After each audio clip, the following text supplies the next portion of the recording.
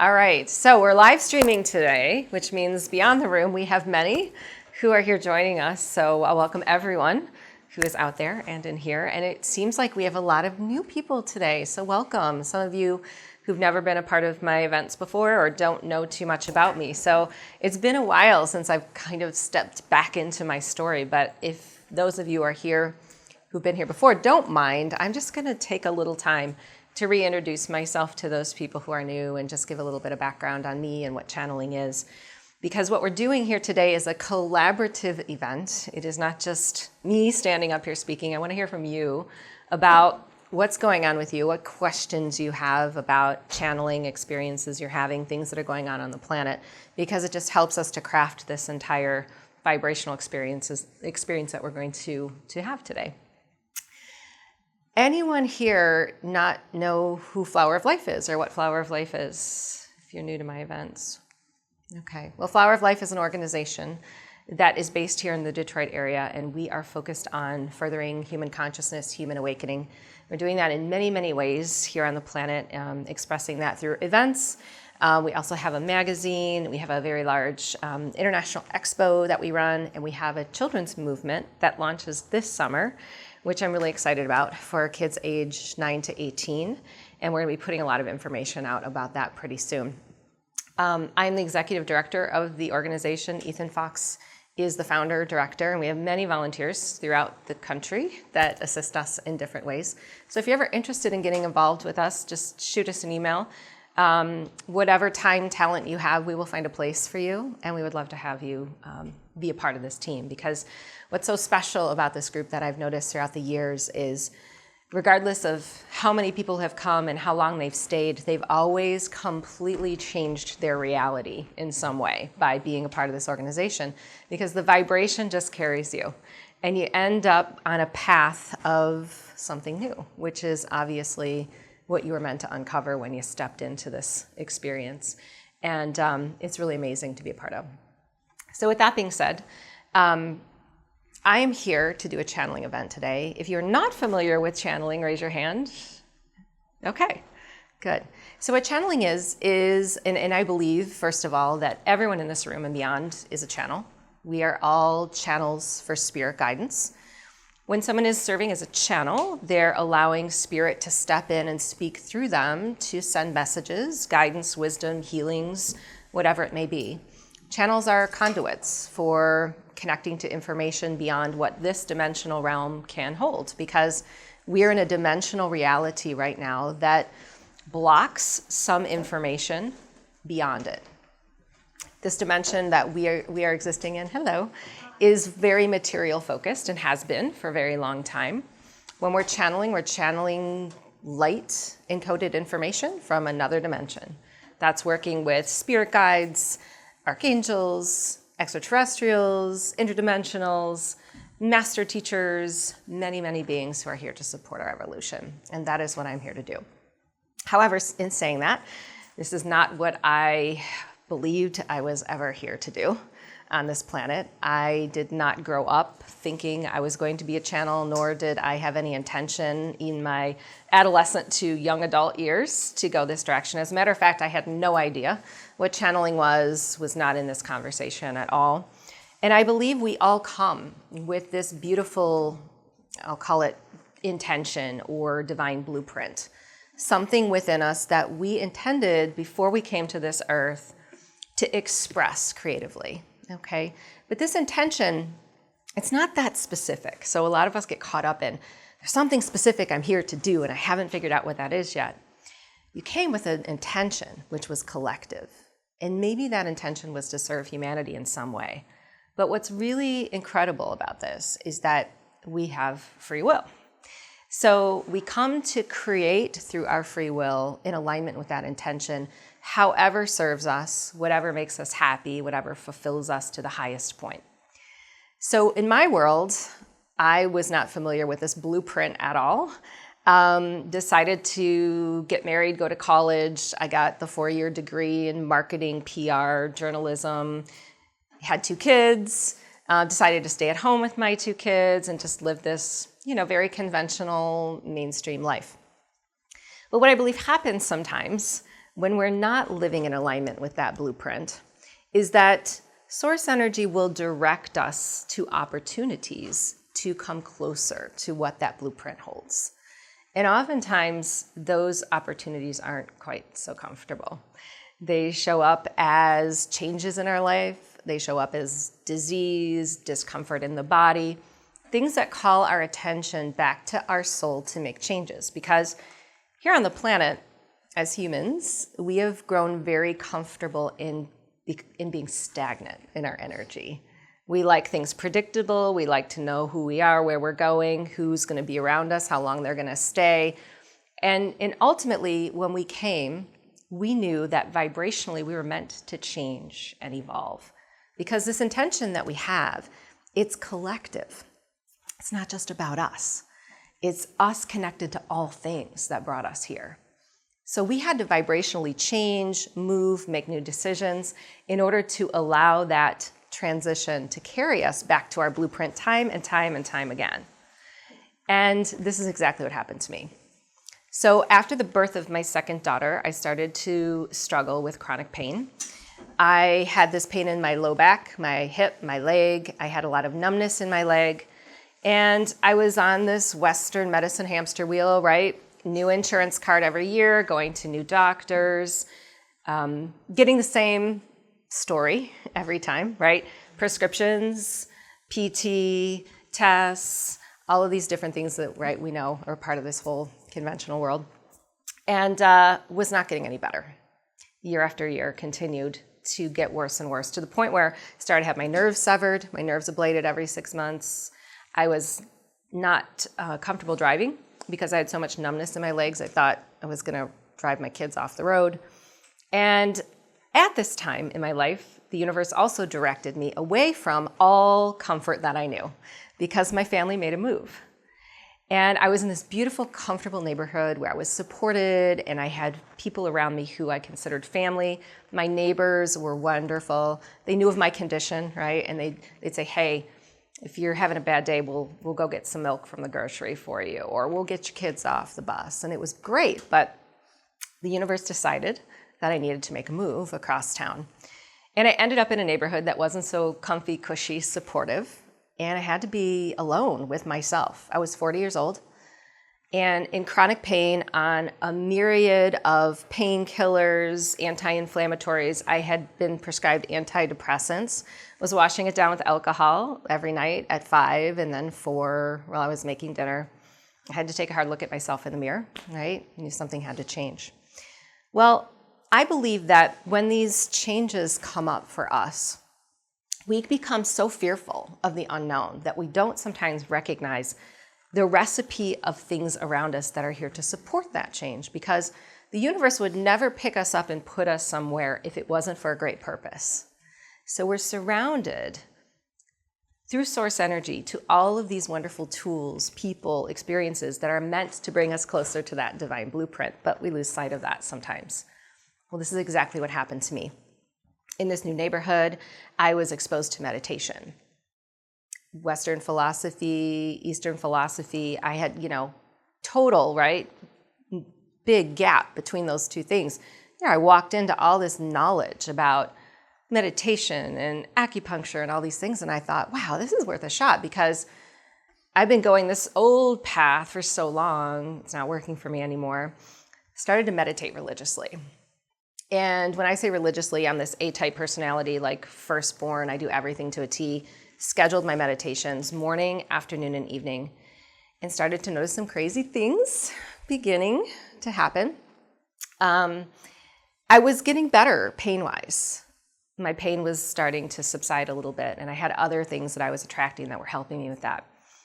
But I started to notice that I was having some communication going on during my meditations. And of course, at first I thought it was my mind. My mind's making this stuff up. But I had to really open my eyes when I started to pick up on information from other people outside of meditations, which was happening to me in the local grocery store when I was running into neighbors and having a casual conversation with them about something. And I would hear something really personal. And I would think, oh my gosh, I'd get back to my car and think, did they say that to me out loud? Because I don't even know them well enough, right, for them to say that to me. But then I'd think, I didn't respond. And that's so rude, that I wouldn't even respond to that. So I started to accuse myself of being a poor listener when actually I'm a very excellent listener, which all culminated for me in one event that I like to share really quick. And for those who have been through my story before, I apologize, but we have so many new people in the room, which is exciting. I'd like to share. Christmas 2010, making a meal for my family. I'm the oldest of 3 kids. Everyone comes to my house. And I get up, excited to make this meal, go to the pantry door, open the pantry. I'm missing 3 things, really key 3 things that I need for this recipe. There was a red wine, a beef stock, and a spice that I needed. And I'm pushing stuff aside. I get on a stool. I'm moving stuff around. And in my mind, I'm like, I can mock this thing up. No big deal. Couldn't find anything. So I'm getting really stressed. Got all these people coming over for a dinner party. And at that time in my life, my practice was stress equals pain, pain equals straight to meditation. Because I knew that if my stress would increase, my pain would increase, and I'd start to go backwards, and that was not the direction I wanted to head. So I went into my bedroom, I closed the door, went into a very deep meditation that day, and heard 3 words that forever changed my life. Male voice, as if in the room with me, and those 3 words were, I am Jacob. And it shook me. I opened my eyes, and I thought, okay, looked around, who is this Jacob? And tried to communicate back. Couldn't see anything, couldn't hear anything else, didn't get any answers. But I just felt this peace, this bliss, this beautiful buzzy energy come over my body. And I didn't care anymore about this dinner and all these stupid ingredients I was missing. I thought, this is ridiculous. Like, I can salt and pepper this thing. It's Christmas Day. This is a family thing. I went outside to the kitchen, opened up the pantry door. There on the shelf in 3 sealed containers, very neat row right in front of my eyes, were the 3 ingredients that I needed for this recipe. So I had started studying Esther Hicks' Law of Attraction and thought, wow, I manifested something into my physical reality. Or maybe Jacob heard me that day and actually supplied what I needed. I don't really know exactly how that happened. And I don't think I need to know. But for me, it was the beginning of a quest to figure out what was going on with me. Why was I here? Why was I receiving these messages? What were they all about? So I just started going towards. Now, going towards without telling anybody, because I certainly didn't tell anybody about that event, nor did I tell anyone I was meditating and receiving information. I was doing this in my closet. I was the PTA vice president. I was not going to start talking about this at the local meetings or the bake sale, right? I wasn't in a world where it was supported or understood, nor did I have the family members around me that supported or understood what I was going through. I was raised Catholic, Italian family. Nobody talked about this stuff. So I began to question Jacob, and what I found out was that he was a very special guide for me. And I believe we all have them. I would call them a gatekeeper, perhaps someone who's here to help you remember the truth of who you are or help you to connect or magnetize the information that you need. And during that time of my life, he was just a very close friend. I asked him a lot of questions. I got a lot of answers. He told me that in a past life, he was a small boy, and he was lost. And I took him in, I fed him, I clothed him, cared for him in that life, and that he, indebted to me, came back in this life to assist me in remembering my truth. And that he did. So what I found out was that my blueprint or my intention was to come into this life as a channel to assist a very big transition that was taking place on the planet. My guide showed me channeling in front of audiences like I'm doing today. And I said, that sounds great, but that's not at all what I'm here to do. Wasn't comfortable with it. I didn't want to do it. But as time went on, in the same way that universal event, that move and that pain took me in a new direction, I began to magnetize the things around me to support me to walk this path. And now I'm so grateful that I did, because I'm living in such a beautiful timeline where I'm doing what I know I'm here to do. I'm supported in that, and I love it. I love what I'm here to do. And I believe that all of us right now on the planet are going through similar transitions. I did heal myself 100% of that chronic pain. Got off all my medications. I'm in better shape now at 49 than I was at 40. And I don't credit that to my guides healing me. I credit that to my vibration aligning with exactly the people, the places, and the things that I needed to heal. And a beautiful path unfolded before me, where I met just the right practitioner, just the right dietitian. I got just the right book. And everything, it took about 1.5 years, everything aligned for me to completely heal my body. So I believe it's possible for us to heal anything in this life. Any questions about channeling? What happened to me? Anything that anyone wants to share? Okay. Yes? When you say blueprint,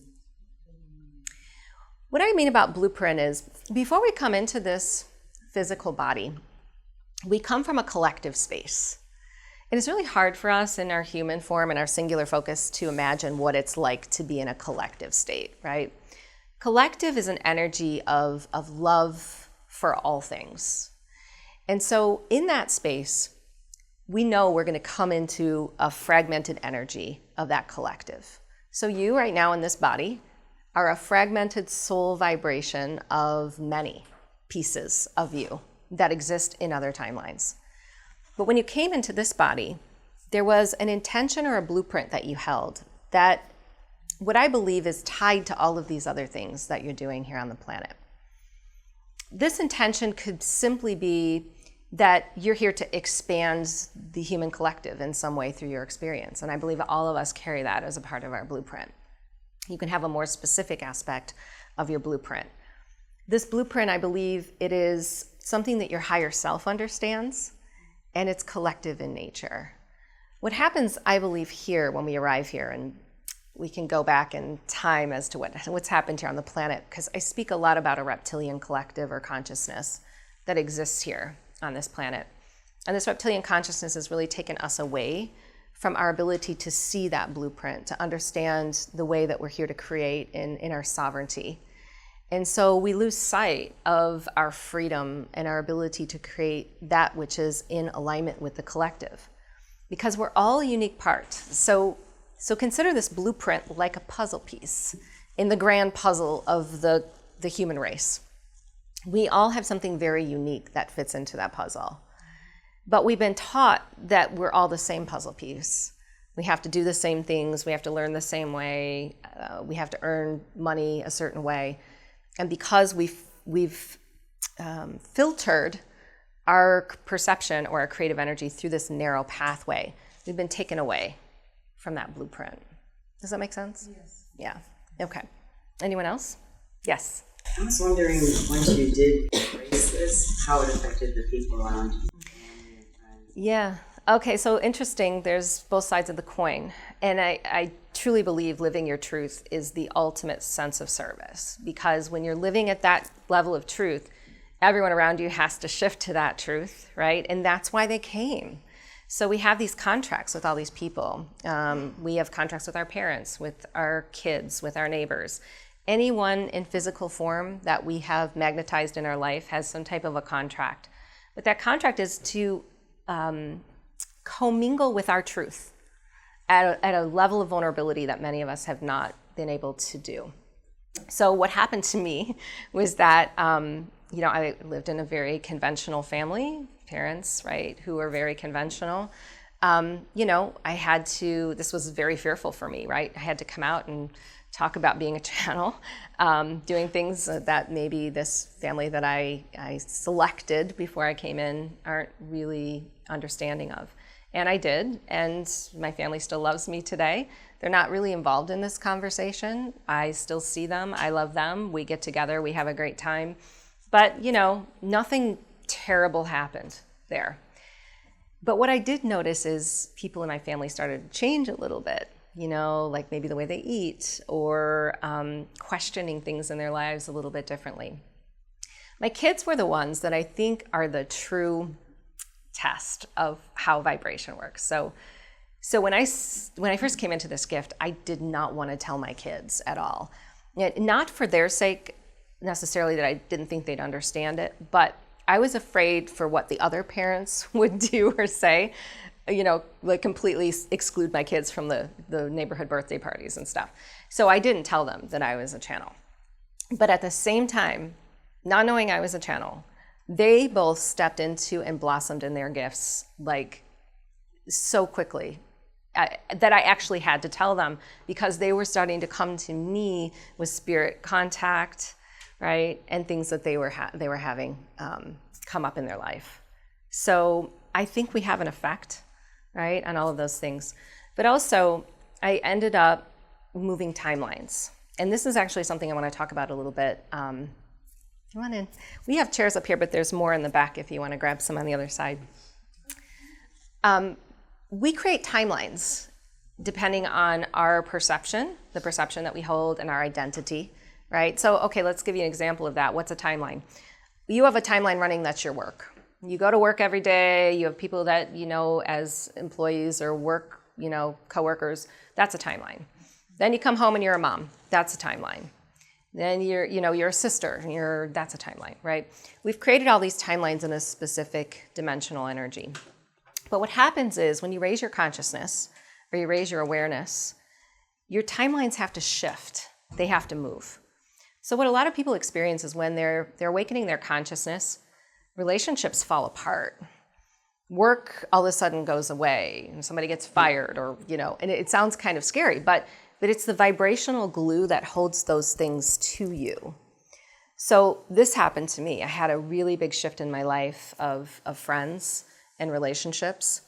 And I came into a new group of people that were matching my new identity and my new vibration. So I created new timelines, right, to magnetize the people, places, and things that supported who I was becoming. And that shift, it takes a while. There's a gap that we go through when we're moving through that time. And it seems scary because we create this space around us, and the space is really just the opening for the new to come in. But that space can feel really scary because there's a lag time between where we've left that old vibration, that old identity behind, and that new vibration that we're accepting that's coming in. Yeah. So if we have a blueprint at the beginning or before the beginning, maybe, and then we come down, so my question's gonna be like, that's okay. Tangent. So why do we forget? Why do we forget? When do we forget? And do we want to know eventually? Or do some of us not want to know? And why do we choose the hard way? Yeah. When it comes to knowing? Right. Or not knowing? Right. Good question. Okay, so remember, when we set these intentions, we're in a collective vibration. So I work with a lot of collective guides, the Pleiadians, for example. The Pleiadians come in and they are a collective. They don't operate in their singular perception like we do. They're not physical, they're non-physical, and they hold an intention that is similar to all that is a part of that collective. So one being in that collective can make a decision, but it's always going to be in alignment with everything else. So everyone benefits from that decision, right? There's no harm that's done. There's only expansion, right, that happens. That's a dimensional reality. That dimension that those Pleiadians are in is a 9th dimensional reality. Dimensions are our ability to hold information or to grasp information, okay? It's access. So when you think about dimensions, and we were designed and created in the likeness of a 12-strand DNA, which holds a 12th dimensional energy. The 12th dimension is an open access. It's a field, if you guys are familiar with the Akashic Record, it's an open field of access to all things. Everything that's being created, everything that ever has been, will be, or continues to be in the future is accessible in that dimension. When we chose to come to Earth, many of us manifested in a 3rd dimensional reality. The 3rd dimension is not a terrible place, first, I want to say, because many of us have gotten this backwards in our head. We think that because we're in a lower dimension, we are the lowest of the low when it comes to all of these races in the universe, but that's not the case. The 3rd dimension is more focused in physical. It's a material dimension. So our access to information has to change. Our ability to perceive that which we made decisions in a collective reality cannot be perceived by us when we come into these singular perceptions. Well, you may say, well, then we chose to suffer, because why would we want to forget all of this beautiful information to come into a singular focus? Well, the key is, the beauty of this is our singular focus was how we chose to expand God. So we come in as a fragmented essence of God in a singular perception to continue to expand that collective. So why do we forget? Because we don't have the access in this dimension to retrieve that information. But compounding that is we find ourselves on a planet in a time where we've been taken away from that access even more. So can a third dimensional being access the Akash and spirit? No, yeah, of course. But what happens is we've been blocked from that. We have this resistance to it because of what we've been taught, the way that we've been brought up. We haven't healed ourselves. We haven't cleared a lot of imprints. We're running archetypal patterns in history that doesn't serve us. And we're focused back into it every day by the media, right? By all this stuff going on here on our planet. So karma, let's talk about karma. Why do we have to suffer or struggle? I don't think that we do have to suffer or struggle. So I want to bring in an analogy first about the grids, and then we'll talk about karma and answer your question, because it's a bit of a longer discussion. There are two energetic grids right now that are connected to the earth. Okay, and those of you who've been following my work, we've been talking a lot about this new grid. The old grid is a material energy. We created it. It's how we connect to the universe, or how we did connect to the universe. There's been a reptilian consciousness, as I've spoken of, that's been present here on our planet. They, through a great cataclysm, needed to relocate themselves somewhere that they could survive and create, and in their present form did not have the ability to do that. So through humans, they are creating. This vibration has become a very strong focus here, and it's pulled us into our singularity so potently that we've lost our ability to access that spiritual connection. So it's not necessarily the dimension that we're holding so much as it is our focus and our perception into physical that's created these blocks, okay? When we come with karma, many people think that karma is suffering. I did something wrong in this life, I did something wrong in another life, so I have to carry this karma with me and I have to serve it. So was this experience that I had, the pain, going to this new neighborhood, all of these things, was it karma? It was karma. But did I have to struggle and suffer through it? Not necessarily. It's the way we perceive our relationship to that energy that creates it further, okay? So karma is like, and I'll call this almost related to the blueprint and intention that we hold. When we're in that collective space, we go through a period, if we're coming from our human self, of review. That review is a collective view of all of our activities. And we see the way that we affected everything here on the planet with every decision that we made. We see the way that we affected everything within our families by every decision that we made, everything that we did. That's a huge, huge thing to vision into. So we chose our karma when we came back based on that perception. Not because we wanted to suffer because we did something wrong, but because we wanted to come back and have another opportunity to change that relationship to all things, okay? But what often happens is we create density around the karma. This is where that third dimensional grid really comes in, okay? So this third dimensional grid, humanity has been stuck in this grid. It's a reptilian grid, it's focused on material, it's focused on singularity, it's disconnected from universal support because it had potentials running that could skew other timelines. And it also keeps us focused in karma by creating density and reliving timelines over and over again. Here in the United States, we just had a really ugly incident take place with our children. So the question becomes, what is this? How does this happen? We can see the process that's taking place after the fact, right? We're focusing on the person responsible or the thing responsible. But is the person or the thing really responsible? Let's go back to this collective vantage point. If we are truly all one, okay, if you believe in sacred geometry, quantum physics, those of you that study all of this stuff, if you truly believe that we're all connected to all things, how can a singular incident like that not be a part of the collective reality and us have the ability to shape it in some way? Right? But the focus is going to the material, the thing, or the person responsible. So now what's happening is we're creating a new timeline through our attention and our emotional strengthening of that attention to that person or that thing. Okay, whether you believe in gun control or everyone should have guns, whether you believe that this person should be judged or not, that is an old grid energy. How many times have we seen this happen on our planet? It's history. It's history. So now we're strengthening that vibration to repeat it again by the way that we're interacting with the energy. This is how the old grid works. We again have collective events that match exactly the way our frequency is calling them forth.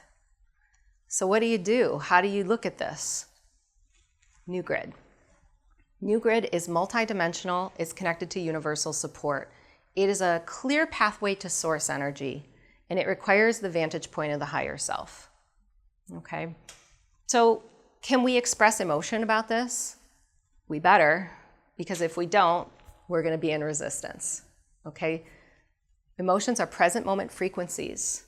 We can't negate what's going on our planet and just pretend it didn't happen. We can't turn a blind eye to it. We have to express that emotion as it comes up in the moment. The problem is we hold on to it and we continue to express it over and over again through our social media, through our media, through our conversations with people, and we begin to place blame and judgment. That's a singular activity.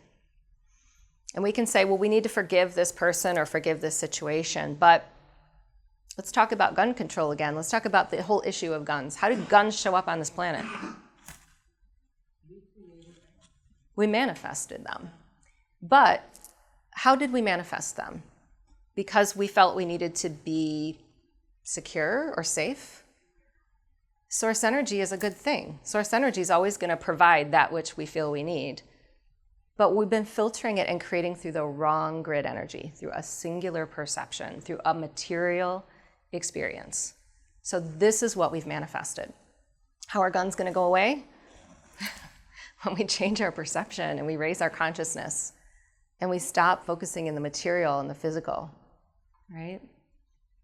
It's not because we're going to vote a certain way or do something or blame somebody, not because we're going to scream about it on Facebook, right?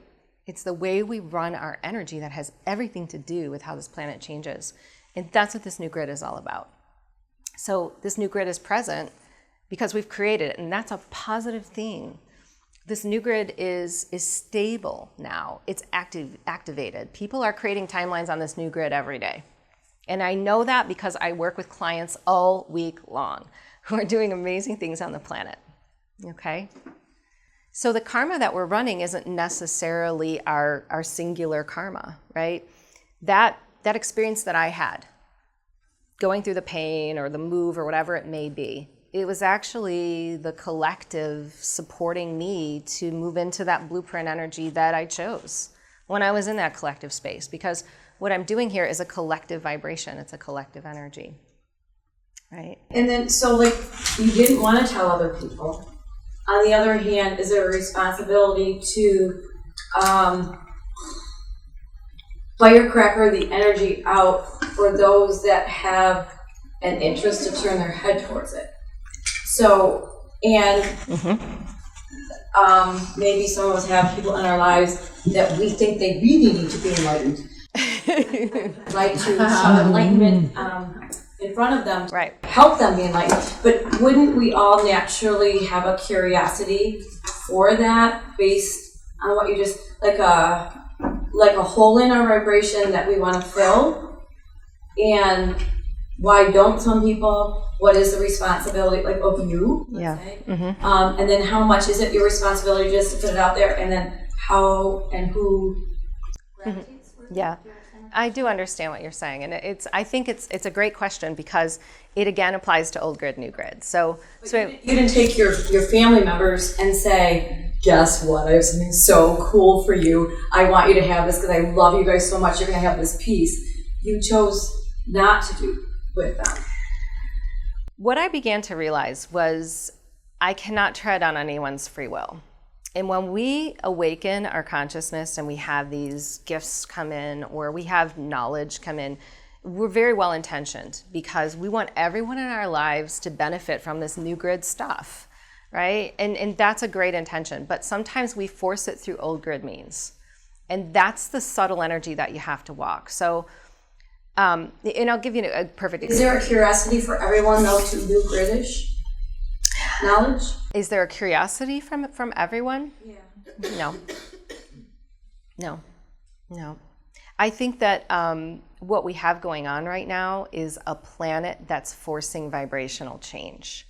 So I think now more than ever on the planet, people are receiving information about what's going on.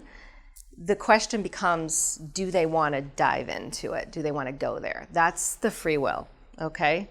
So there are some people who might be receiving communication from spirit, like I was, and are not at all participating in that, right?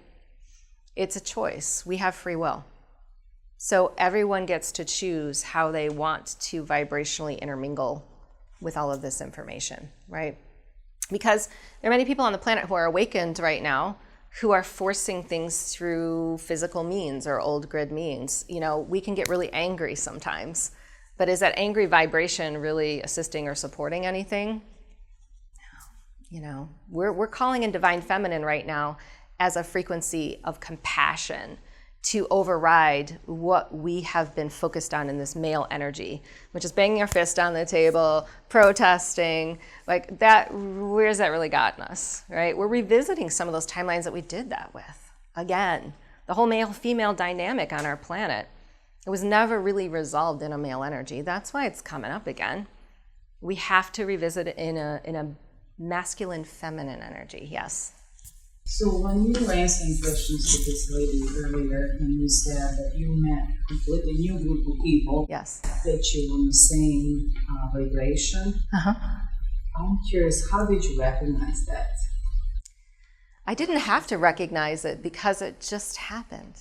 I walked into a Flower of Life meeting with Ethan Fox, and I was just searching for something in my area that I could participate in, and I would never have searched for that if I didn't have something change in me. There wasn't a need for it. I believe that our guides, they surround us with physical information and messages all day long. The question is, are we in the present moment enough to see and take the step towards that which they are showing us, right? And that's really what happened to me. I got so many physical knocks on the door, people, information, books, that when I followed them, they opened up a whole new timeline for me, okay? So for us that are here today, you say that it's that vibration that brought us here, or Yes. Or how would you explain? Yeah. What would be your input? I think that, yeah, absolutely. Your vibration brought you here. You magnetized this gathering because you were meant to be here to commingle with whatever was coming through. Whether that's going to be a question from someone, a message from the guides that are going to come in a few minutes, or something else, right? A handshake, something, right? We are vibrational magnets to our experience. Yeah. You had another question? Oh, sorry. Go ahead. It's kind of to do with what she was saying. So do you think that everybody comes with the blueprint of wanting to go to this different, higher level of dimension or whatever? Or some people just here with, they don't have that in the blueprint at all? I think we all have the blueprint.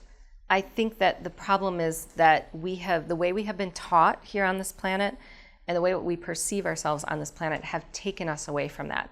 So the question is, do they want to interact with their divine blueprint, or have they been taught that they shouldn't, or that there really isn't one, I'm saying, right? That's, what came first, the chicken or the egg, right? Deep down it's there. Deep down, we all have a divine blueprint that is collective in nature. It's an intention that we came with, absolutely. Yeah, and I think that, and I'll tell you something interesting that I see in my session work, okay? Because right now, the dynamic on this planet is everyone is moving from old grid to new grid. So we still have some timelines in old grid, which are material. That might be our old job or, right, something that we chose, a relationship that we chose, but we have this new grid energy we're creating as well.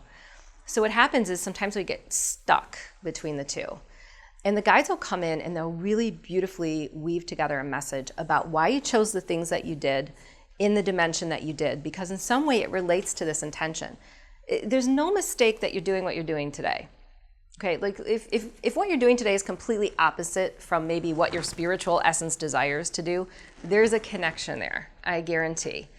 Your story, what you've gone through at the soul level, incredibly important and always woven in to that divine blueprint. Because as a soul, we will choose the experience that we most need to have here in our human form in order to serve something in relationship to that blueprint, right? So I believe we all have one. The question is, where are we placing our focus? Not necessarily do we want it. And you know, to that end, to that degree, we have free will. You know, we are here with free will. We operate through universal law. Do we have to choose something that is different than what we're doing? No. We just need to live fulfilled and in our highest state of joy. I mean, that's really why we came. Because if we're all doing that, living in our truth, our highest state of fulfillment, our highest state of joy, this collective will be completely healed. We won't have to worry about this stuff going on the planet anymore. But the problem is a lot of us are not. And because we are not, we've been taken away from that blueprint in a way that we're struggling, we're suffering, we're butting up against things that are making our lives difficult. So it's subtle changes and subtle tweaks that allow that information to come to the surface. Do you think there's people that their purpose in this lifetime is to, I don't want to say it wrong, but that's okay. They have like a negative energy on purpose to trigger you or make you go to a different place? Well, I think there are so many reasons that we experience people that have negative energy and people carry negative energy. I don't think it's just one reason. But I think from your vantage point, if you have people in your life that are triggering you, it's probably time to look at that as a holographic mirror to something that you need to change or do within the self. Because I noticed that in my session work. When people bring in, you know, I've got this soul contract with this person who's driving me crazy, you know, usually that person that's driving you crazy has shown up in many forms throughout your life. They've been a family member, they've been a love interest, they've been a friend, and you're replaying that timeline because there's some way you're meant to interact with it, right? And this is, it's like a subtle interaction that needs to change the vibration. So the timeline that we run is in the same dimension. So it's the chronic one is the boyfriend, okay? I have this boyfriend that keeps showing up that abuses me or is terrible to me. And then I get rid of him and another one shows up and he's the same way. I keep attracting the same man over and over and over again. It's because vibrationally you're running the same timeline. So when that next boyfriend comes up, there's a different decision that you're supposed to make, a different interaction that you're supposed to make with that energy that shifts the timeline into a higher dimension. And then what happens is that boyfriend doesn't show up the same way anymore. He can't, because he no longer matches your vibration, and you've healed now that situation, and it must change. Does that make sense? Okay. Did you have a question? Yeah. I mean, things like yoga and meditation, although still probably practiced by well under half the people, are just about normal. Right. We've got many popular people who talk about how great those things are. 8 years ago, a little bit less, still not weird, but it wasn't common for someone with no background to just start meditating, let alone meditating a lot. Right. And so, I mean, even now it might be a little woo-woo, even though there's like actual scientific study and books written by news anchors and what have you. But 8 years ago, less so. What was you were otherwise living this, normal, unhappy life filled with pain. Right. Normal. How did you even start such intense meditation, and like what other things were you doing, or why were you doing them? Did someone just say, hey, nothing else was working, you might as well try meditation? Well, again, the same way I magnetized this beautiful organization to assist my timeline shift, I brought in some information through people in my life that I was interacting with. Now, what's funny about this for me is meditation was chosen for a physical result. I had no desire whatsoever to use meditation to connect to spirit, nor did I even have an understanding that it would do that. It was quite a surprise to me that meditation actually allowed this gift to come forward. So my only goal at that time was to lower my pain because I was on a lot of medication and I wanted that meditation to have an effect on my pain levels such that I could get off the medication. But you see what happened was a complete shift. But see what's interesting about this. I'm sorry, who told you? I actually had, I was working with a physical trainer at the time who was into meditation and introduced me. But also, I started picking up some books on meditation. There was somebody that I watched online, and I can't remember who it was, who was in my situation. Like it was like a show, it was like a television show. Have you ever seen, have any of you ever asked a question of your guides and seen, all of a sudden you see something come up on the TV guide and it's like exactly what you needed to see? I had that happen to me. I had this show come in, and I can't remember, there was someone who was struggling with pain and they were showing the relationship between pain and meditation and the brain waves. And I thought, interesting, this is something that I need to try. And then I had someone in physical show up and support that in me who also said, this is something that you need to try. You believed him. I was at the end of my rope. I had tried everything else. I had been in chronic pain for 6 years. Yeah. So it was time for me to try something new, to shake it up. But you see, what's interesting about this question is all these ancient techniques, right? And so you're talking about, meditation, all of a sudden it's commonplace, right? Almost. Right. Well, almost. All of these things, they exist in another dimension, right? And as we raise our consciousness, we bring this information back to the planet. That's why all of a sudden more people are meditating, more people are doing yoga, all of these things are coming up because we're now matching the frequency of them. They're becoming more commonplace because we are the people that can equal what they achieve, right? It's just like, okay, so we brought in the gun analogy. I hate to talk about this, but I'm going to bring it up again. We needed safety. We manifested something material that really wasn't in our best interests. We needed to connect to each other and to connect to spirit and our own emotions and heal ourselves. We connected to something like this, and we're bringing it in more and more. Like disclosure, for example. A lot of people talk about disclosure and how are we going to uncover all this lost information and these truths. Or where is it? It exists in another dimension. And the more that we raise our consciousness and raise our dimension, the more access we have to this information. So now we have whistleblowers coming forward, or all of a sudden we uncover something in Antarctica, right? It's not because we forced the issue. It's because we became the people that equal vibrationally that information. How do we speak this language and maintain love as our source when people we are speaking to are still invested in blame and shame and don't speak or hear in these ways? Can you suggest a technique or approach or practice to use? Yeah, that would be a good one for the guides. Okay. But this will go back to your question, Kathleen, about how do we express this? I think again, we've been very focused in a male energy, which is the mind. Okay, male is the mind, female is the emotional body. Female is resonance, and female is compassion. So it's not about forcing things through the mind, and having the argument and the judgment with other people. Everyone has free will. They can do their own thing on this planet, but the way that you show up has to have an effect on them. When two people are vibrating in the same field, we have this resonance of the heart. So if we stay neutral with that judgment or that blame, we're going to assist in neutralizing what that judgment and blame is causing here on the planet.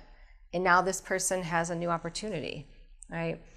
Everything that we're interacting with is providing an opportunity for us to be able to vibrationally change ourselves and the other. So I guess my answer is don't get involved with it, to stay as neutral as possible, but to have compassion, because listen, there's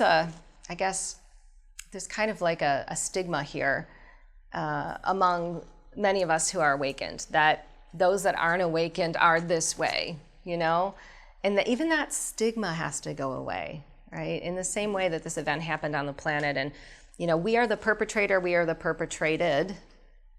When we are speaking with someone who is still in judgment or is having a difficult time with the concepts that we've brought to the table, we are in them, they are in us. Everything that we're doing here, we have to find that equilibrium or that balance to allow things to come back into harmony here on the planet. Yeah. Pick the way that Did we pick? That's an interesting question. I think that what happens, because we have 12-strand DNA, we are integrating soul pieces as we go through this life. And this is what I see a lot in my sessions. So in human form, there are many fragmented soul pieces of you existing in other timelines. There are also cosmic energies, experiences that you've had, or fragmented soul pieces of you in the cosmic arena. When we raise our consciousness or we are awakening, we're bringing in information from those other timelines. And those are enhancing our gifts, they're enhancing our creative energy, they're enhancing our knowledge, they're allowing us to express in a more expansive way. Does that make sense? Yes, and I'm not sure I'm answering your question. I'm 5'2". Did I think 5'2" is a better way of doing my blueprint than 6 feet? Oh wow, that one you're going to have to ask the guides on. Or being Yeah. A quieter entity versus a louder entity. So I guess I'm just wondering why I'm different, or why everyone is different. To some degree, I believe we manifest our physical material through our belief patterns, through our imprints, right? What the guides would say is every day that you wake up and you look at yourself in the mirror, you recreate your physical material based on the memory that you have of the self and everything that you've experienced in this life. So is the 5'2" a relationship to that memory and that information, right? Or is it something different? We have physical DNA, okay? We have a 12-strand physical carbon-based DNA, and we have a crystalline double of that 12-strand DNA. That DNA that is physical holds our experience through time. So this is the relationship to your parents, their parents' parents, right? All of that stuff. But the crystalline double is information from off-planet, right? It's a wider vantage point, and it holds our unique gifts as well. What we're doing as we're ascending is we are harmonizing the physical and non-physical DNA in order to accentuate our experience. All right? Make sense? Okay, we're going to channel in a minute. We are here from the Flower of Life, so we do these events free of charge, but we do take donations. If you cannot donate, it is fine. Do not worry. But if you can, it helps us to cover this venue as well as our other projects, our kids program, our magazine, all of these other things that we do to assist humanity. All right. So what we're going to do next is I'm going to channel. And I'm going to channel in a group of beings, guides, teachers, masters that are best for this group that's assembled here and beyond out there. And usually we get a general message about what's happening on the planet, anything we need to know right now. And then I take questions. Ethan is going to pass around cards and pens, and we write those questions down so that we can get them on the microphone, the recording, so people can hear the question. Questions are open to anything. However, we like to keep them focused collectively. So in other words, if you're going through something that you need to have more understanding on, that's fine. We might just word it in a way where everyone can take away meaning or benefit, okay, from those questions. This is a vibrational transmission. So if you're having trouble following the terminology, the words, the concepts, just sit in the energy. You'll get everything that you need just by being here in this space, okay? Sometimes we get processes and meditations. If those come up, the guides will always tell us how to sit, how to open our heart, whatever it might be. Before I go into the message today, there's one activity I want to do, and I was guided to do this with you guys, and it was going to be a part of my lecture, and I totally forgot, and they're reminding me right now. A lot of what we've been talking about today is operating from the higher self. So something that's been coming into my channeled sessions is to really start to feel the difference between your soul vibration and your higher self. So I just want to do a little kind of experiment with you guys. Just sit like real comfortable, uncross your legs, close your eyes if you want. Just breathe, center yourself for a minute. And as you breathe, focus inward. Just focus inward. Place your attention inward on your heart, going deep into the center core. And just intend for a minute to feel your soul vibration. Connect with your soul as you breathe. Feel what that feels like, your soul.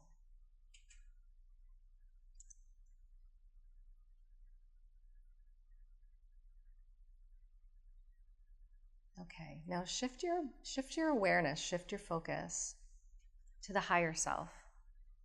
This would be a different place. This can be outside of you in your aura. It can be kind of like behind the skull or the neck, the crown of your head. Feel into the space of your higher self. Just note any differences. How does your higher self feel? That might be different than your soul.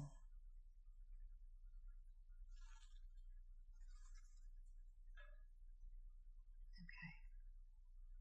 Anyone want to share what they felt? Yes. Soul energy felt fearful or wounded. Yeah. And then I would higher self.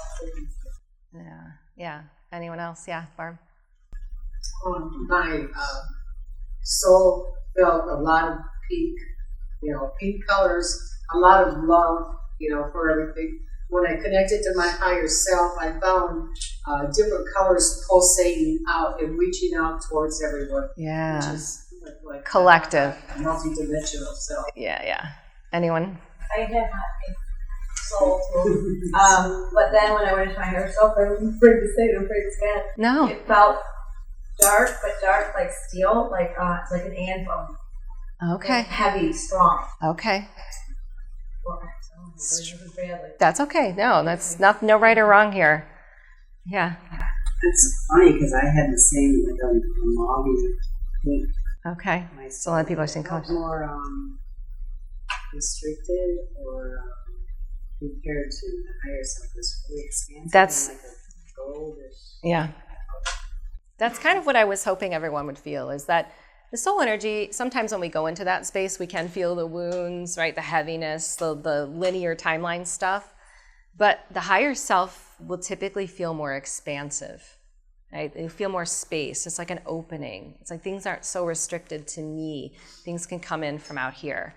That's the grid shift that we're making right now, is integrating the higher self. The higher self is a collective tool. All right, I just want to do that before I started channeling. Okay. We are the Council of Light, and we are pleased to begin. We are a 12th dimensional collective of many races who are assembled in a one love frequency for the benefit of all. It is our intention to oversee the universal time grid, which is a web of consciousness that supports all things, through which information flows. We are of benefit to this council in relationship to the grid in many ways. One of these ways is the way in which we interact with the human collective and the way it inputs into the grid. We wish to start today by giving an analogy of our interpretation of how Mother Earth is responding to many planetary energies that the human collective has been a part of most recently. As you know, there have been intense lunar and solar activities that have reached your planet. These activities are very aligned with her ascension codes, her chakras, and her grids in order to transcend her consciousness in the same way that many of you are expanding your own. There are several key factors that we see taking place, both physically and non-physically, within Mother Gaia that we wish to explain, that have an effect on your consciousness and your current creative timeline energy. The magnetic poles of Mother Earth are anticipated to make another grid shift within the coming linear year. The reason that these poles are shifting again has much to do with the way you are now activating multigalactic history. In other words, every time a grid shift or a pole shift happens on your Mother Earth planet, It is in relationship to a past timeline that you are bringing back to the surface and integrating in some way. Grid shifts or pole shifts on your planet have sometimes been related to catastrophic or cataclysmic events. But we're not giving this to you in this time to place you in fear, because what we believe is that the trajectory that the human collective is on is not creating a cataclysmic or catastrophic event so much as it is a culmination of many intergalactic timelines coming back together as one in order to express here in a higher state of consciousness, allowing an advanced human to now emerge. So here on the planet, the way that your consciousness is responding to this is that you are undergoing a very physical to non-physical vibrational shift that will be enhanced by this pole realignment that we believe will take place mid-2018. Your physical material is an energy that was created in a different dimension than what you now hold or have access to. Many of you understand that your physical material holds imprints, especially emotional imprints, that can manifest into physical form, meaning disease or perhaps in some way a disconnection from your ability to live in your highest or fulfilled state from the vantage point of your higher self. The physical material that you find yourself in must change in relationship to what is brewing here within Mother Gaia. Your light bodies are now being accessed at a higher rate of speed. In other words, your light bodies are essentially the crystalline double of what is within your consciousness connected to universal support. Your light body is an organism that is always receiving and offering through a crystalline energy information beyond what this planet allows you to understand. You can consider your light body almost as if it is the conduit for crystalline information or higher dimensional information. But with the speed of vibration now connecting your light body closer to your physical material, many of you have begun to feel the discord or the slower speed of vibration that your physical material is causing within you. The reason for this is that there can be a resistance between the light body vibrational speed and the speed of the material that you've already created. And we will give you an example. Your light body does not exist in any pain. Your light body does not exist in any discordance. Your light body is always harmonizing itself to the earth and to the multidimensional universe. It is always bringing in and offering information at a speed that is higher than your physical material. Your physical material holds imprints through time. These are memories. These are emotional frequencies or patterns that you've created that can be discordant and have manifested as physical to not necessarily cause you to suffer, but because they hold a relationship to the way that you were meant to raise your vibration or your consciousness beyond what physical allowed. Many ancient humans who were here before you had a stronger connection to their light body than what you have today. This allowed them to manifest through physical form here on the planet differently than what you in this moment are able to do. But what we are saying here is that you are returning back to this ancient human. When the light body and the physical body become closer together, there is an opportunity to heal. There is also a resistance. Because the speeds are so different, it can cause the physical material to resist that which is light. So we offer this to you as a question. If you are a human in this moment who are struggling within your physical material, whether that be physical pain, discomfort, exhaustion, for example, that if this is exemplified for you right now, it is the presence of your light body causing that speed of vibration to become more prominent in your field. Think of it this way. If you have now accepted a new speed, but you have something resonating in an old speed, that old speed is going to feel so heavy and difficult to you that it's going to draw your attention to it that much more, because it is something that needs to change. Your light body is able to negate, change vibrationally, or bring to neutrality any of these imprints that are causing you difficulty. The problem becomes the way in which you are perceiving between the physical and the light body. And this is where we want to focus your attention on the material that exists between the physical and the light body. In this moment, as you sit in this chair that you are in, you have a physical body that holds vibrational information. Everything that has caused you to be in the state that you are in this very moment, the way in which you appear physically, the way in which you feel physically, and the way in which your physical body moves and reacts has everything to do with how you have perceived your reality and how you have created timelines within that physical body. You also, in this chair, in this moment, in this space, have a light body that vibrates in divine perfection. It holds no relationship to any imprints, thoughts, emotions that you have had, any discordant vibrations that you have held. It vibrates through time differently, and it does not hold on to imprints the same way that the physical body does. But you see, there is a space now that exists.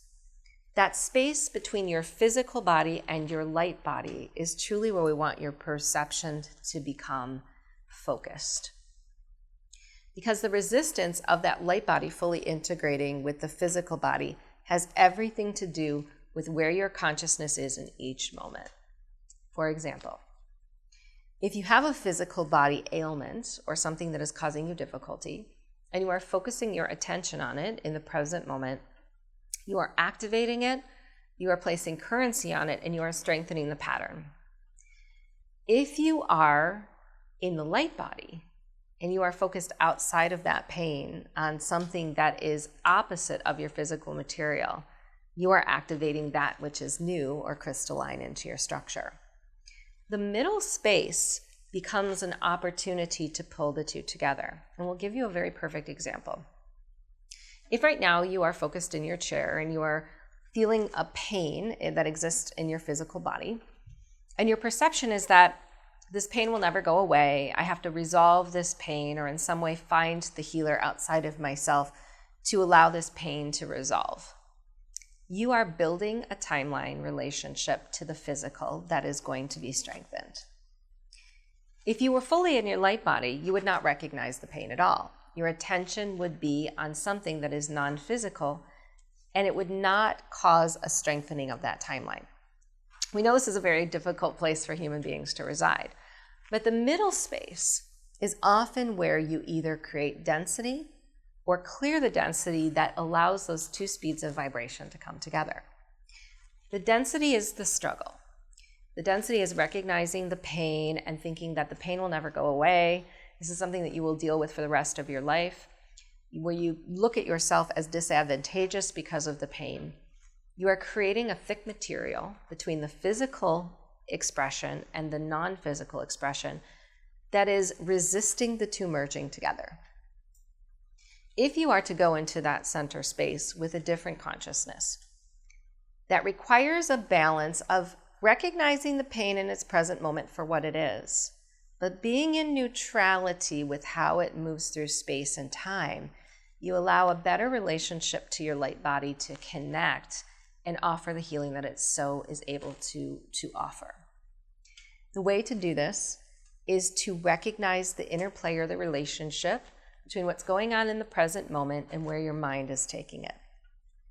So what happens oftentimes is that the pain of the present moment projects the mind into future scenarios.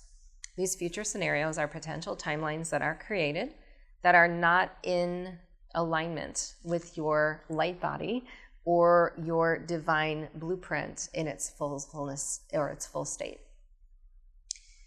If you find yourself projecting through the mind, you are creating density in this space, the space between the physical and the light body. it requires a recall of the mind back to the present moment in order to allow that density to not be accumulated. But what do you do with the accumulated density between this space that has already presented itself? This is truly what we want you to focus on. Because in this space, between your physical and light body, there is an accumulation of dense material that you've already created through the mind. The way to reorganize that pattern and to remove that density is to pay very close attention in this present moment to the way the mind is projecting through time and to realign it to truth, to faith, to harmony, to source. Because you have the ability in this very moment to override any timeline you've created, any density that you've created by bringing in the opposite of it. So if you are to project your mind away from this present moment pain into a scenario of healing, then you've already neutralized the density that exists between your physical and light body. If you project the mind back to the present moment, knowing that the body is recalibrating itself and has the ability to pull the light body in as a source for healing, you have neutralized the density that exists between the physical and the light body. But we also believe that you can go into the space between the physical and light body and remove that density energetically. So we encourage you in meditation to focus on this space, the space between the physical and the light body, and to feel into that space and intend that whatever lies there, whatever you have patterned, in dense relationship to your light body be released and activated to move beyond your physical field such that these two bodies can now merge together. This can be done through your intention. You may call in the assistance of guides, but it is critical to continue the focus into the mind in the present moment to see what you are projecting.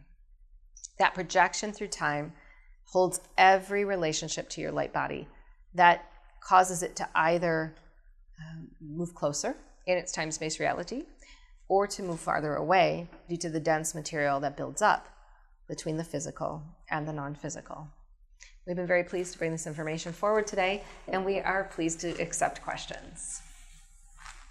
I find it difficult to feel connected to the collective spiritual energy and find the need for a more personal connection. I feel a connection and have a personal relationship with my perception of the incarnate Jesus, yet we speak of the Christ consciousness being a collective. How do I understand the relationship of the two? Who or what am I feeling so connected to?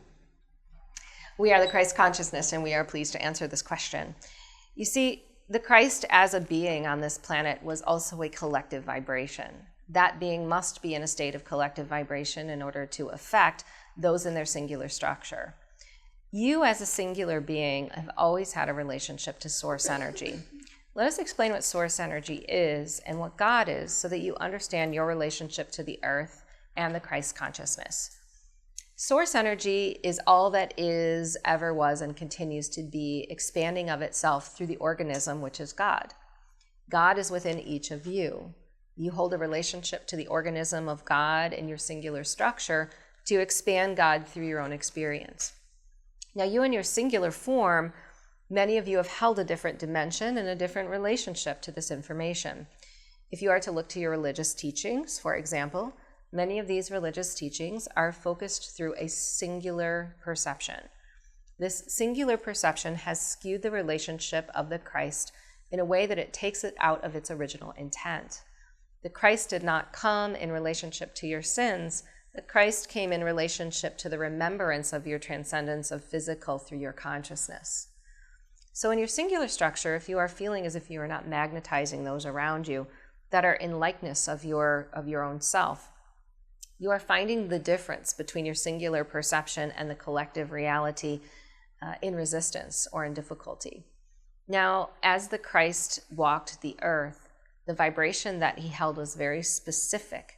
He knew of his divine blueprint and held it without any fail.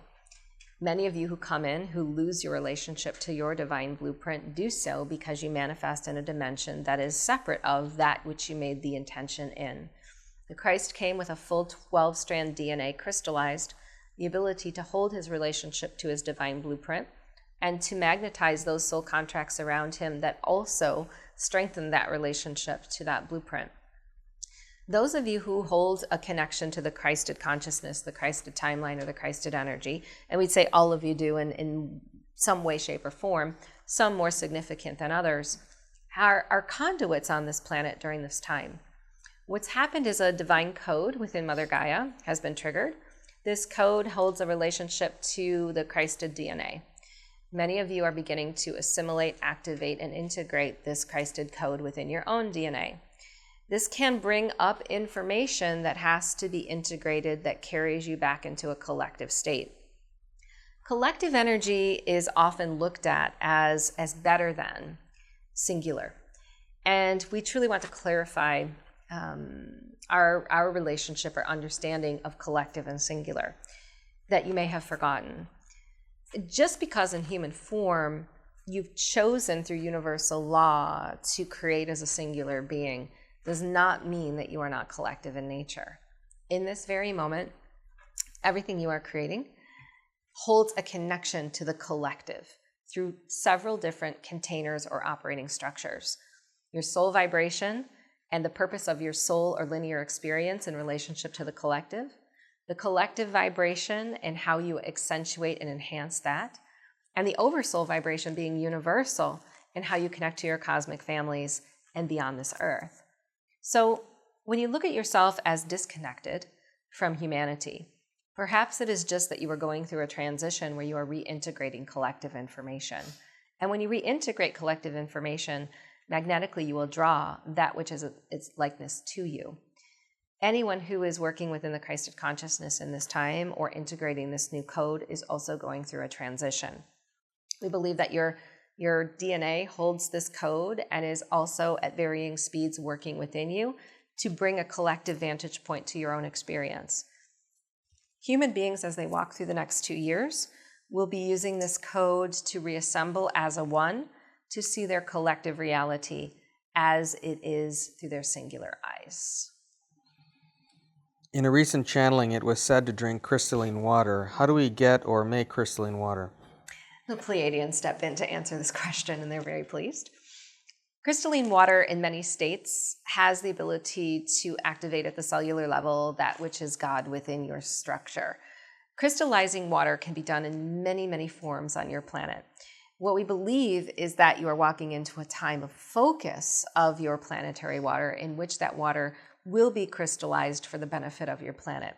However, until you reach this time, you may structure your water by using vibrational tools. There are many vibrational tools that exist, such as crystals, but you are also a crystalline structure.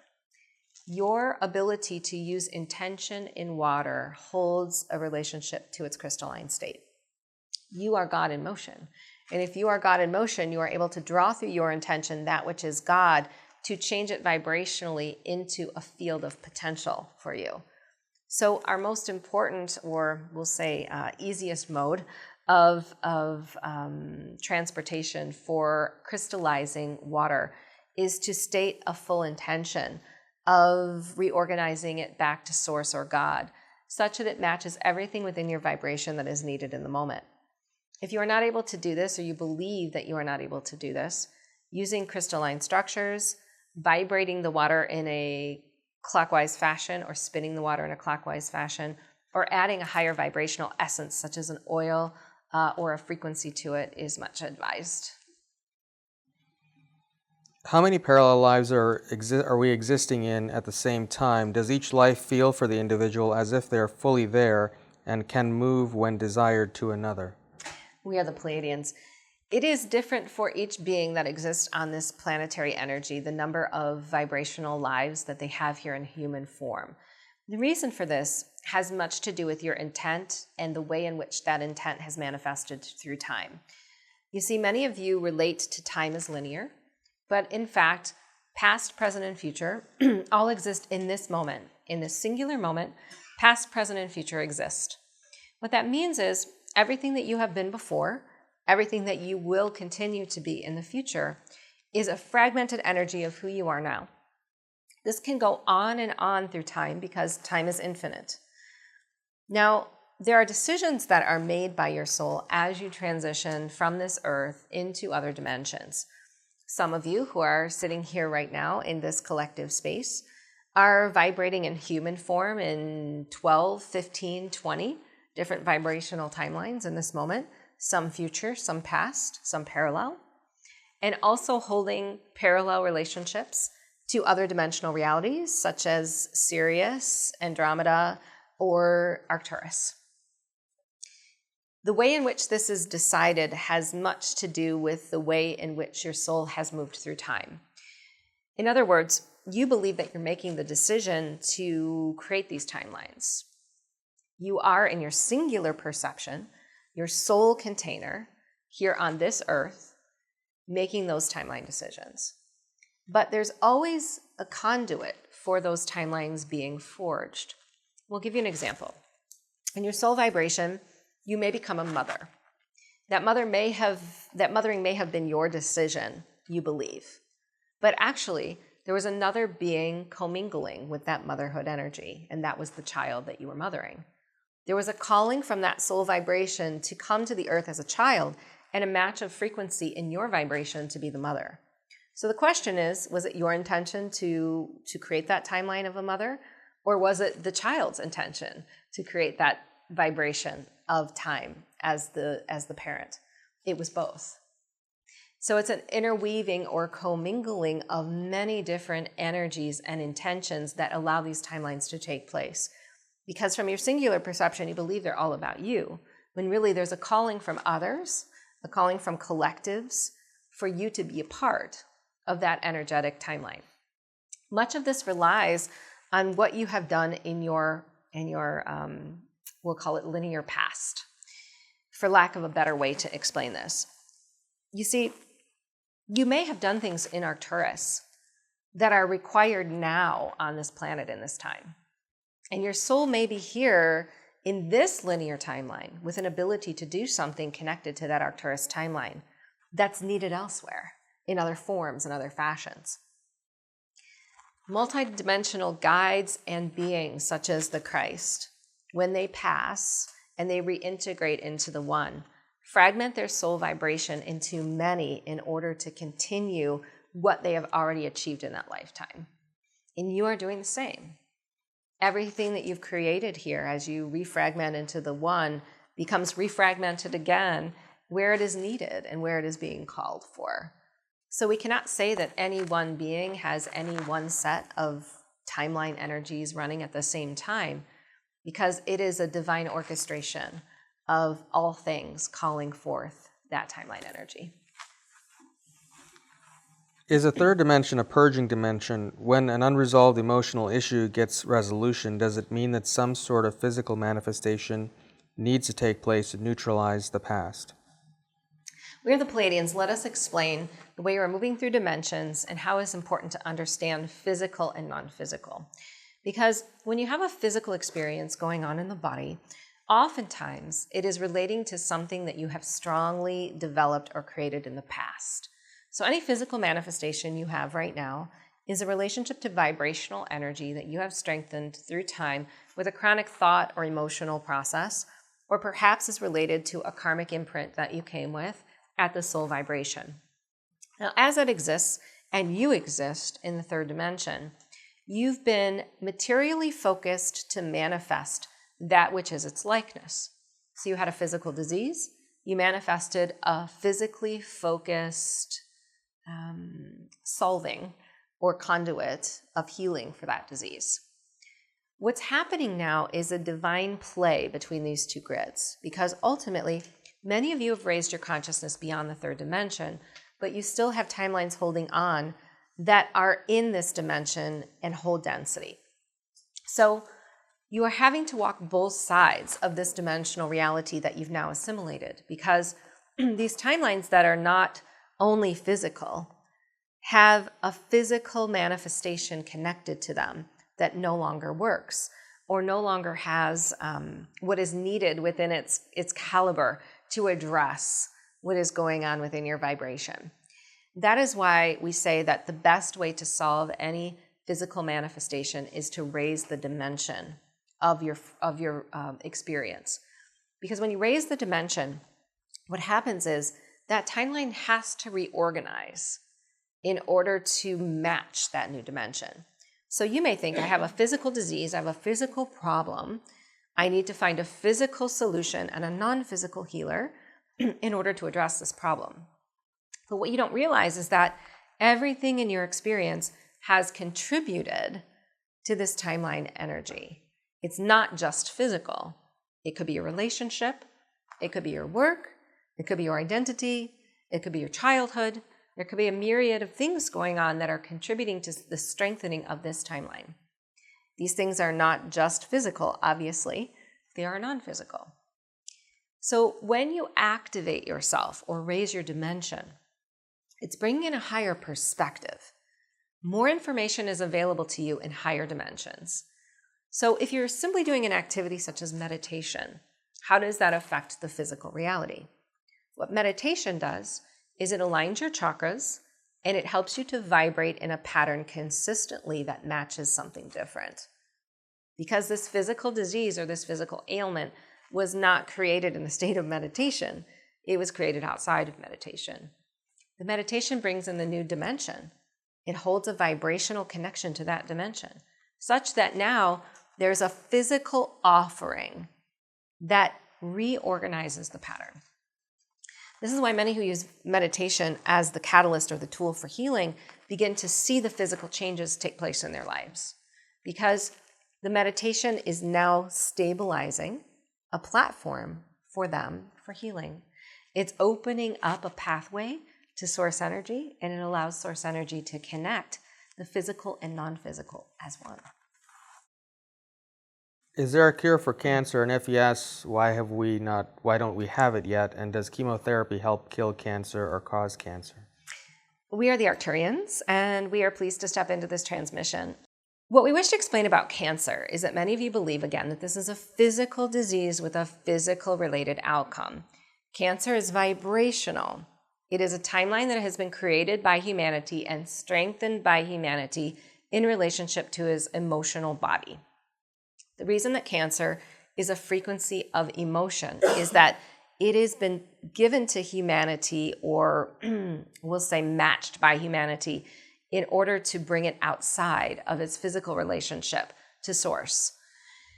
Cancer has been, through time, imprinted as something that is fear-based. In other words, the definition of cancer within a human structure evokes a fear vibration in such a way that it holds a pattern that is very difficult to interrupt. The reason for this is fear equals fear. And on your planet right now, in this old grid matrix that you've been creating in, fear is the premise. If you look around you here on the planet to all aspects of your human society, you will see fear in any moment. So when an individual has cancer, that definition automatically evokes a fear vibration, which draws upon it history, meaning everyone who's ever been in a relationship to cancer before, to carry forth within that human structure. And you've asked the question, is there a cure for cancer on this planet? There have been many cures for cancer on this planet that exist in other dimensions. In other words, cures for cancer have been found, but they have not been able to hold in the frequency of your collective vibration. It is very similar to you being able to see interdimensional beings of light. Interdimensional beings of light are not prominently seen by humanity in physical form, walking the earth, because you do not hold the vibration to be able to see them. Cancer is the same way. The collective consciousness has not held the vibration to accept these new technologies and healing advancements to solve cancer as a disease. What we believe humanity is moving towards is accepting a new physical relationship to its light body that will ultimately be the cure for this disease. And we don't even like to call it a cure. As the Arcturians, we wish to call it a realignment of your definition of your physicality as a human collective. Cancer exists as a definition of possibility and a potential strong timeline that's running because of your continued focus on it. We know that it's important that you focus on it in this time because there are many that are struggling or suffering with this disease. But the first and best tool that we would say to use for any individual that is focused in cancer is to relieve the fear vibration. Because the fear vibration has got such a strong pattern that it's taking humanity down a path of physical manifestations. That fear vibration can be neutralized in so many ways. And the neutralization of that fear vibration opens the potential very similarly to the question that was brought in previously about meditation. When you neutralize the fear vibration, you are able to open the space to manifest that which you need. Now, as a 12-strand DNA being of hybridized light, you are given the tools of nature to harmonize your structure back to its organic state at any time that you so desire. We believe this is the next step for humanity in the healing of this disease, because the physical manifestations or the medical processes that have been manifested have been based in fear. But natural resources, the nature that was seeded here interdimensionally by many beings that came to seed humanity, is offered to you as a tool to move beyond any vibration of fear or discordance in the body. So while these new tools or technologies in these dimensions that have not been able to be held here on the planet are being magnetized and coming back and having a solid ground, we recognize tuning into the natural resources of Mother Earth as the best modality for shifting the frequency of cancer outside of the body that must be complemented with a neutralization of fear. Is a smell of metal or chemicals part of these symptoms of our body's resistance, or is it a medical issue? Well, there are some of you, and these are the Pleiadians, they step in to answer this question. You see, there are some of you who are vibrating in your extrasensory abilities in a very enhanced way. And these extrasensory abilities can include smell, for example. Those of you who are using smell as a tool may be picking up on a shift in the elements of Mother Earth, or you may be extra sensitive to the toxins that are present upon the Earth frequency. So what we advise in this situation is that you use this tool as a positively aligned ability to connect information in your own field, such that you're here to expand that for the rest of humanity. The metal presence on your Earth, we want to segment into two different relationships, because you have a set of man-made frequencies or metals that exist here in your dimensional reality that are not serving humanity. But you also have natural elements or metals that were seeded here or have hybridized as a part of the Earth experience. These are the very potent, or we'll call them higher vibrational tools that are able to be used as technologies or to be used as healing in a variety of different scenarios.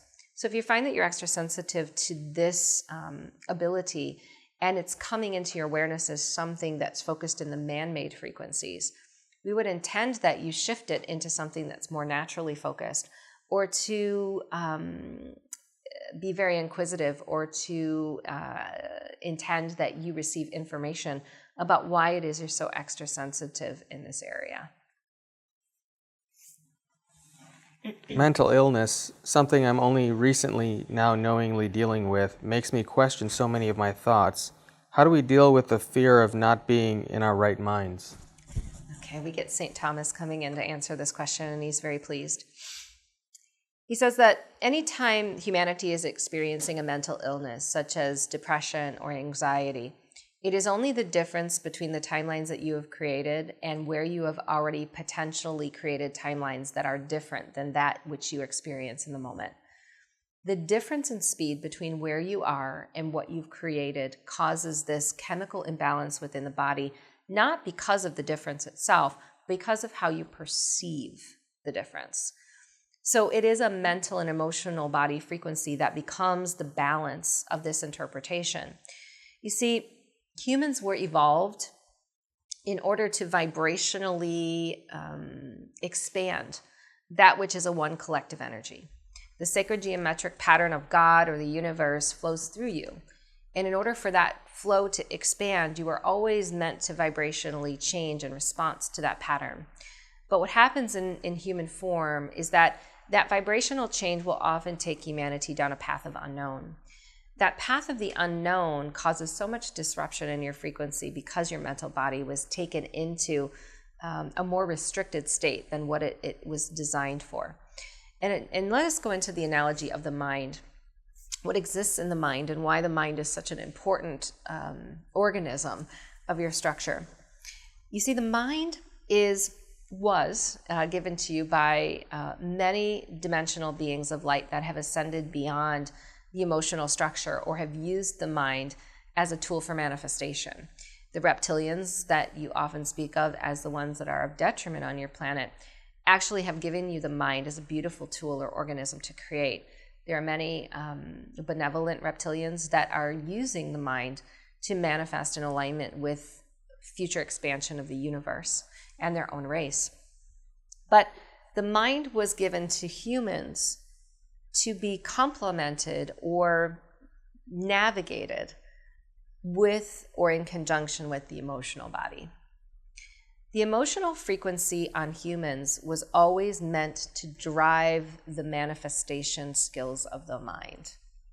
We believe that the mind has a thought, and that thought process carries us into the next activity. Or if there's something we have to do, we have to figure it out with the mind. But humans have never been taught that the emotional response to the mind is what's causing this disruption, because you're always creating potential timelines. Those potential timelines exist through the mind in a different dimension and manifest when you magnetically match them. Sometimes in your human form, you can pick up on potential timelines that you've manifested that are discordant, that are causing or have the potential to cause difficulty within your structure. We believe that there are many that exist on this planet who, in their human form, are very extra sensitive to their own potential timeline energy, or, of course, very telepathic to the timeline energy of others. This compounds the problem, because unless you are able to fully listen to the emotional response of any interaction between the mind or the non-physical, you do not have the ability to navigate the place between now and where you are headed and what you have created. And this is ultimately what causes the anxiety, because the emotional body has been taught to follow the mind, and it is causing a disruption in your chemical balance. When we talk about hormones, for example, that the human structure was given, the purpose of hormones in the body are to always harmonize or recalibrate you back to source. And the emotions are intimately tied with those hormones, because when you have a moment of excitement or a moment of joy, the hormones will respond in a specific way. When you have a moment of sadness, frustration, or anger, the hormones will respond in a specific way. But you see, emotions were always meant to be vibrationally moving with you. What happened is humans in the mind have been taught to replay or rerun patterns that evoke a similar emotion. And that emotion is often lower vibrational. Because that lower vibrational emotion is experienced over and over and over again, the chemistry of the body begins to mimic that of the emotional response, causing a disruption in your frequency. Now, we know that many have used, and of course, as a collective, you have manifested chemical means or physical means to repattern your emotional bodies. And some of these tools may have served you, but as you are moving into a time of integrating your light body, what you will find is man-made toxins are no longer going to suit your new physicality. So what we recommend, especially for those who are in a state of depression or anxiety, is that they focus themselves specifically on the emotional body in a way that it becomes a compass. That every time an emotion is evoked, that they are present with that emotion in a way that they trace it back to its origination point. you will begin to notice the origination point coming into the focus of your mind and begin to arrange patterns differently. Because if that focal point is not in the here and now, it is how you are picking up on the vibrational difference between where you are and where you are headed. Anxiety is only the frequency of the body reacting to something non-physical that hasn't manifested yet. It is a potential that you may have created, but it does not mean that it is manifested in physical. So the present moment frequency or the present moment awareness will always recalibrate your chemical energy back to its original state. And we also advise meditation for many of the same reasons that meditation has been brought into this transmission today. Meditation has the ability to override the hormonal patterns moving through the higher self and into a connection to source energy.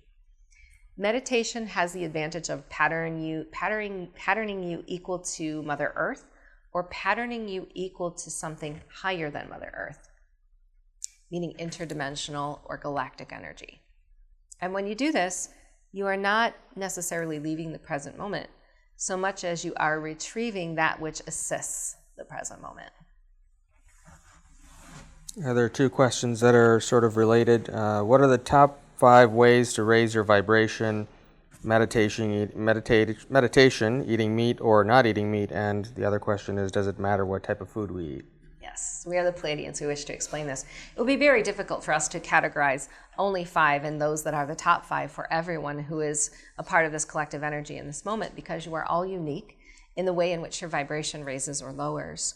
But we do want to bring in the analogy that has been spoken of the way in which you intake food, for example.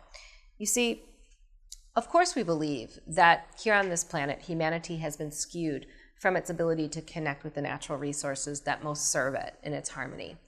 And of course, everything that you take into the body is a consciousness. So if there is a plant that is resonating in a higher vibrational speed, it is of course going to affect your physical and non-physical structure. So the more plants that you eat, knowing they are higher vibrational or multidimensional in their information, are naturally going to assist the body in its healing and its alignment. But when you bring in a consciousness of an animal, you see, the consciousness of the animal carries imprints and vibrations similar to humans. So you have to integrate all of the information of that animal as you are working within that frequency. Sometimes that information can be discordant, and it can affect your identity. It becomes one with you. Now, in saying this, we want to go into an analogy of vibration through free will, because we would never override your free will to tell you the way in which you are meant to eat or nourish yourselves. The reason that we would not do this is because if we are to tell you that you are not to eat meat, many of you would feel the discordance of that energy. And that discordance around restricting yourself from that activity could be far more detrimental than the activity itself. We believe you limiting yourself to any specific pattern that doesn't feel comfortable to you is actually causing more harm to your vibration than it is doing good. This is why oftentimes we see humans who are accepting very specific diets as the plan for resolving their physical material actually doing more harm than good, because the sense of restriction that they have around this diet lowers their vibration so much that the healing cannot take place. The higher self activity is something we truly want to bring in as a tool for your vibration, because what's happened is you filtered your relationship to the outer world and vibrational stance through your linear timeline and your physicality. So you believe you have to bring in something physically focused that is appropriate for you to raise your vibration. And of course, there are many valuable tools. Meditation as one, many ancient practices, essential oils, a variety of different ways to interact with each other and to activate and stimulate your physical material. But if we were to tell you a way that didn't resonate with you, it would do the opposite of what its intention was. The higher self knows how to direct you to the most appropriate tasks or experiences that bring you joy. What's happened through time is human beings have been directed away from the higher self and told that they need to look outside or listen to someone else in order to allow them this ability to raise their consciousness or vibration. What we believe the higher self is an interaction with your experience or your world in a way that allows. It's inclusive of, it doesn't restrict.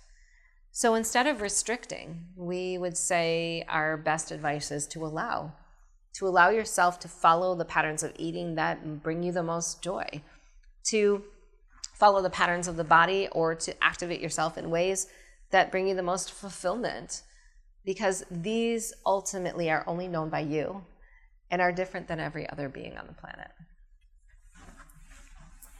If the collective is already aligned, why expand, or in other words, what is the need to expand? Yes, we are the Pleiadians. You see, here in the universe, expansion is ongoing and infinite. So if you are in resistance of expansion, you are not flowing with the universe. You say that humanity is already aligned. What we believe is that humanity has stabilized a new grid energy that connects to the multidimensional universe. This is a platform for expansion beyond what you have been able to achieve in your singular structure. Expansion isn't necessarily required because, of course, you have free will to resist expansion, but expansion is why you came. Every being in this collective energy, in this very moment, chose a divine blueprint or an intention based on expansion because they so desired to expand all things, all experiences that they have ever had. Expansion is the continuum that the universe is on. It is how universes have created universes.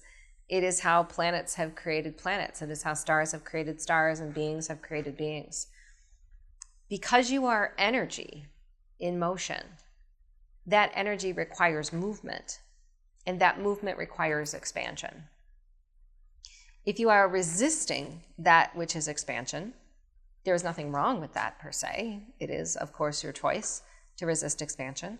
But what we see is this is why many human beings are finding themselves in the position that they are in, either struggling with disease or discomfort, emotional frequencies or mental frequencies that don't allow them the fullness of their own experience, because they are restricting their ability to move into experience that they may feel is unknown or unsteady. And what we want you to remember for a moment is moving through space and time with no physicality. That in a collective vantage point, your only desire was to continue to move vibrationally such that the expansion took place for all beings in that collective. And it wasn't requiring any input or output. It wasn't requiring any call or response. It was just for the sake of the movement or the vibrational expansion that you took on your experience. That is who you are in this form. You are just offering a different form of expansion in your singular physical structure. Are soulmates a resolution of old timeline relationships, and can we or do we create new soulmates in the current timeline? Soulmates are not necessarily only here for the resolution of something that needed to be addressed again. We believe, of course, that you do have soulmates that come back into your singular experience because there was an experience you had previously that you both intended to resolve or, of course, expand. But we ask you to look at everything that you've experienced in this life through the eyes of other beings. Those beings that have walked into your experience, even the ones who have been here for a very short time, have been soulmates or contracts for some form. Not necessarily because you were meant to experience a very significant timeline with them, but nonetheless, they were meant to cross your path for one reason or another. You see, there is a very important and wide orchestration that takes place between souls as they come into an earth experience. From your vantage point, you look at your timelines as very narrow, meaning there was one soul that came into my life for one purpose. But actually, when you have a relationship, especially a romantic relationship, that contract is based in multidimensional experience. What that means is there often is not just one reason that the two of you have come together in this life. There is some way that you are serving that person and in a way in which that person is serving you.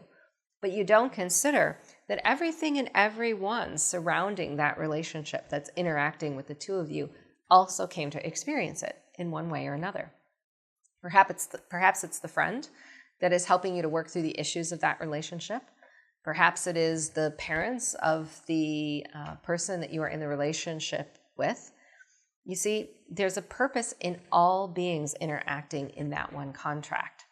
And this is exactly how important these soul contracts are in your physical and non-physical expansion. They are not just singular in nature, they are collective.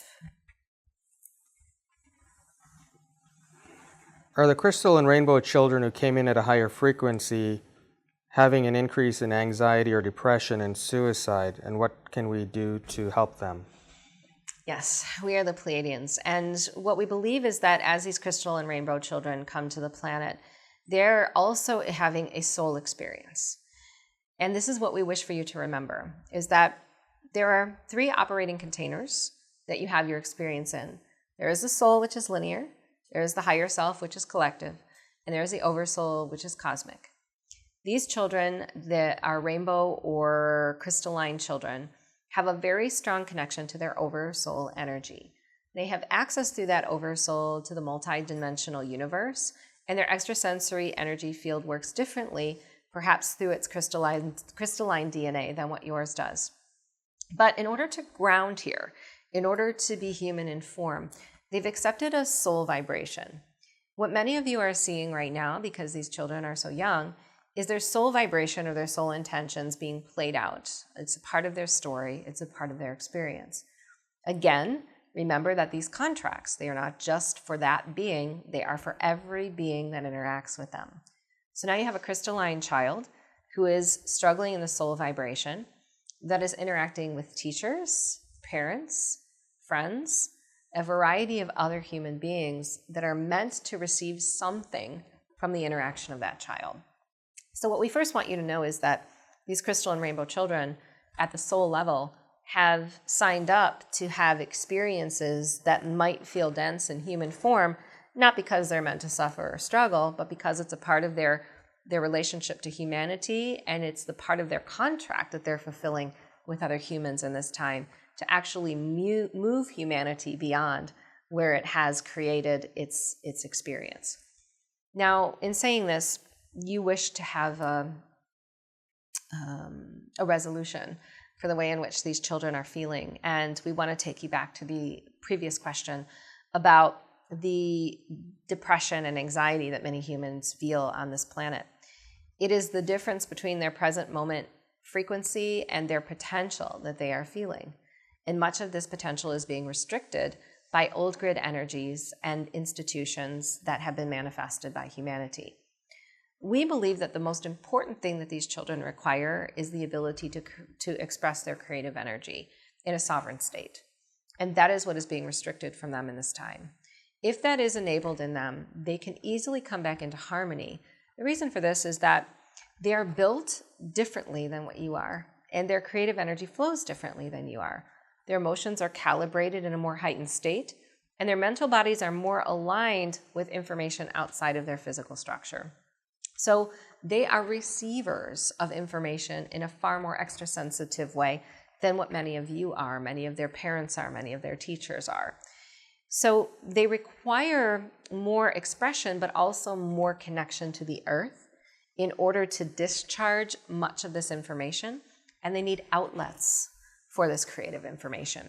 So if you are to provide them with a creative outlet or the ability to use their extrasensory tools and gifts in a way that is very free and sovereign, you will find that they are able to come back into harmony.